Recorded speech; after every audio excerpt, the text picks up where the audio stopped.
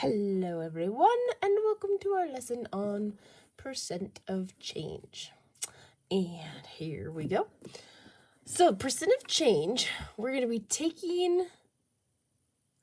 be making a different percent than we have thus far. And so this is just how we define it. The percent of change is a different ratio. So it's going to be the amount of change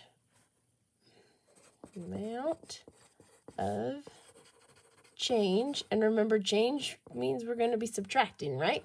Amount of change divided by the original amount.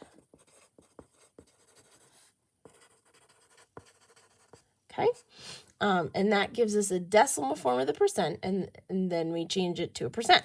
Okay, so this gives us a decimal, then we change it to a percent. So what this looks like is we'll start with, in 1970, gas prices were $1.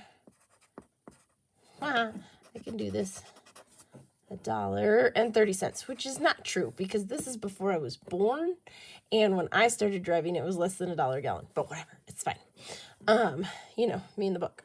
And then it says in 2010, gas prices were up to $2.95.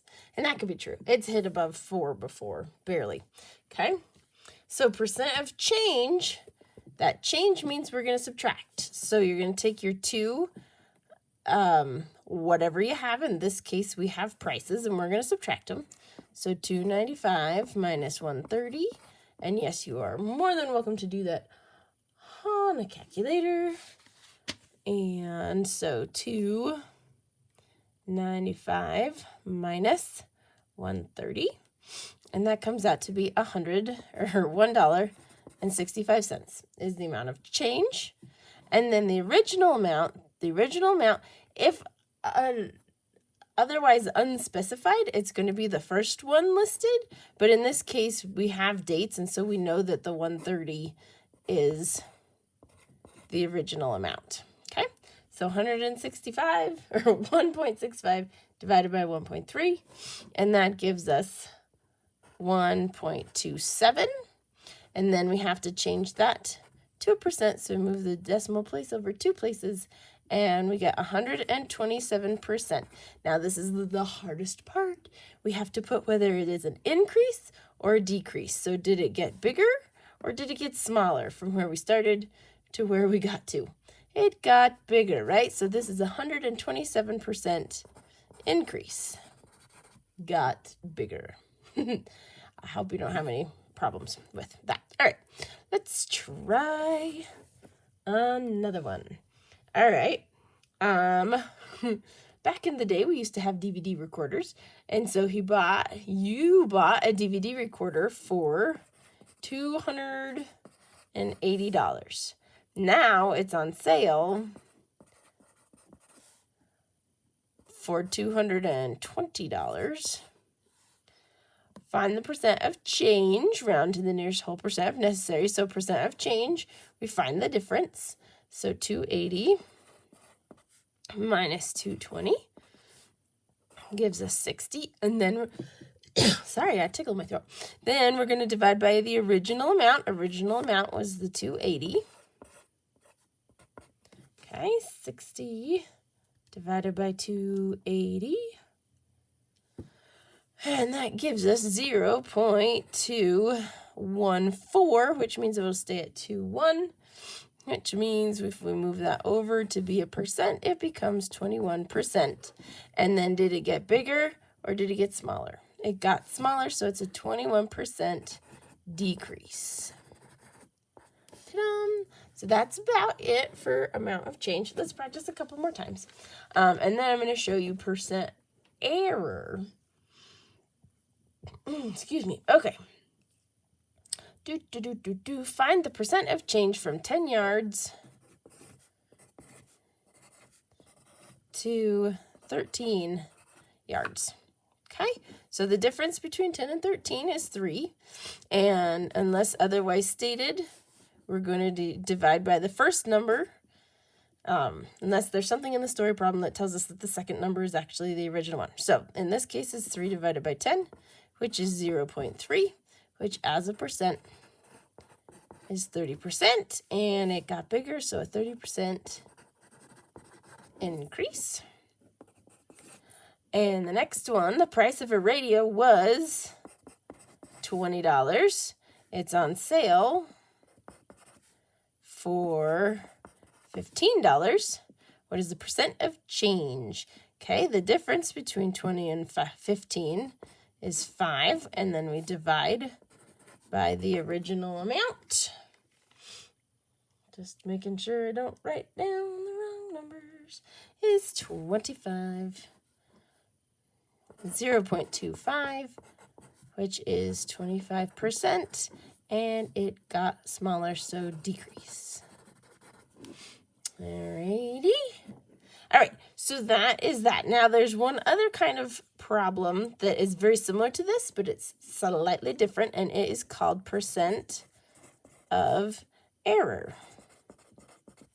Okay, so this is going to come on board when we start doing estimations or predictions of what's going to happen.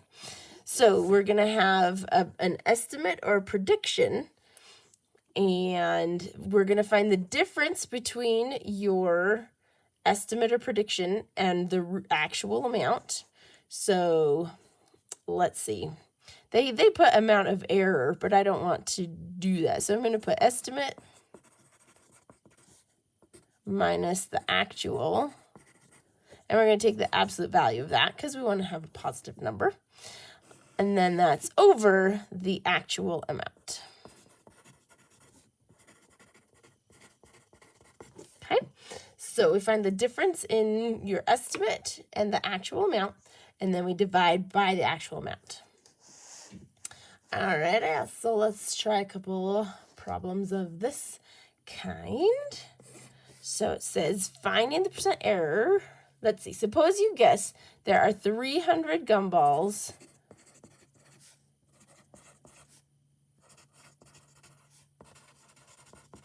You guess that there's 300 gumballs in a jar, but there are actually 400. Okay.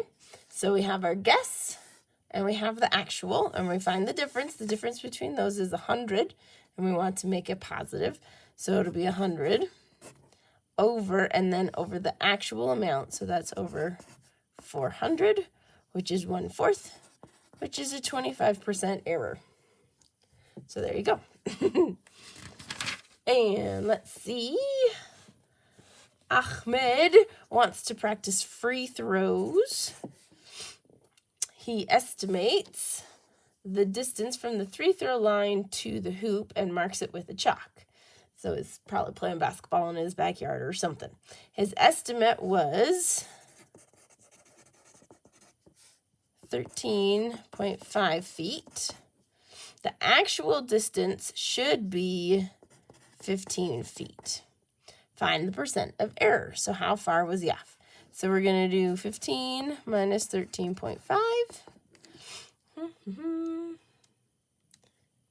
Just making sure I don't write down the wrong thing. 1.5.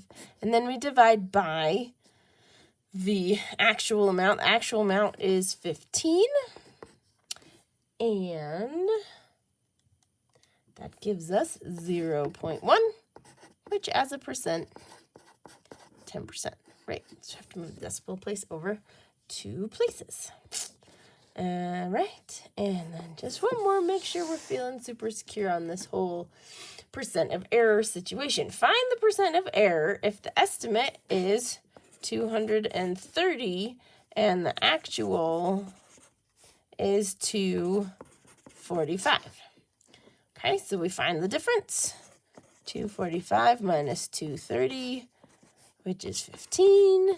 We divide by the actual amount, which is 245. 15 divided by 245. And that comes out to be 0.061. And as a percent, that would be 6.1% error. That's pretty close.